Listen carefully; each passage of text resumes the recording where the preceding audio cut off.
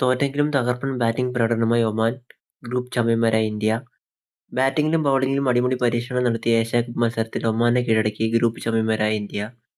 21 റൺസിനായിരുന്നു Indian വിജയം. ഗ്രൂപ്പിൽ 3 കളികളും ജയിച്ച് ഗ്രൂപ്പ് ചാമ്പ്യന്മാരായാണ് ഇന്ത്യ സൂപ്പർ ഫോർ ഘട്ടത്തിലേക്ക് മുന്നേറിയത്. 21-ാം തീയതി സൂപ്പർ ഫോർ പോരാട്ടത്തിൽ ഇന്ത്യ പാകിസ്ഥാനെ നേരിടും. ടോസ് നേടി ആദ്യം ബാറ്റിംഗിനിറങ്ങിയ ഇന്ത്യ 20 ഓവറിൽ 8 വിക്കറ്റ് നഷ്ടത്തിൽ 158 റൺസെടുത്തിരുന്നു. 189 റൺസ് വിജയ ലക്ഷ്യത്തിലേക്ക് ബാറ്റെടുത്ത ഒമാൻ മികച്ച ബാറ്റിംഗ് പ്രകടനം കാഴ്ചവെച്ച ശേഷമാണ് ഇന്ത്യയോട് കീഴടങ്ങിയത്. ഇന്ത്യക്കെതിരെ 20 ഓവറിൽ 4 വിക്കറ്റ് നഷ്ടത്തിൽ 167 റൺസെടുക്കാൻ അവർക്കായി.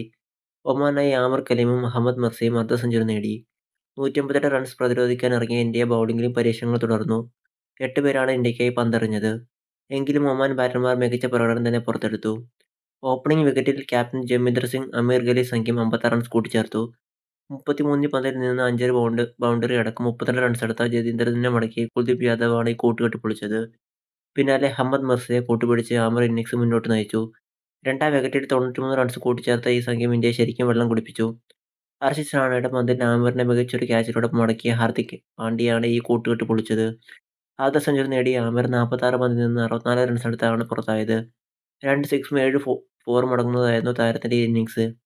33 പന്തുകൾ നേരിട്ട ഹമീദ് മിർസ 2 സിക്സും 5 ഫോറും അടക്കം 51 റൺസെടുത്തു. മത്സരത്തിൽ ഇന്ത്യക്കായി ഒരു വിക്കറ്റ് നേടിയ ഹർഷദീപ് സിംഗ് T20 ക്രിക്കറ്റിൽ 100 വിക്കറ്റുകൾ എന്ന നാഴികക്കല്ല് പിന്നിട്ടു. T20യിൽ ഇന്ത്യക്കായി 100 വിക്കറ്റ് തികയ്ക്കുന്ന ആദ്യ താരമാണ് ഹർഷദീപ്. നേരത്തെ ബാറ്റിംഗ് ഓർഡറിൽ സമ്പൂർണ്ണ പരീക്ഷണം നടത്തിയ ഇന്ത്യ 7 വിക്കറ്റ് നഷ്ടത്തിൽ 158 റൺസെടുത്തു.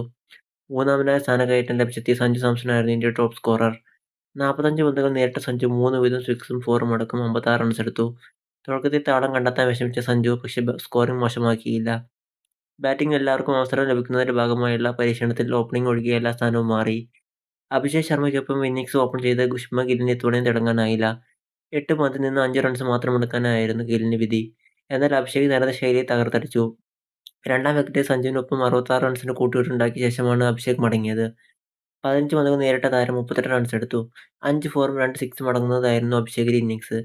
നാലാമനായി ക്രീസിലെത്തിയ ഹാർദിക് പാണ്ഡ്യ നിർഭാഗ്യകരമായി റണ്ണൌട്ടായി.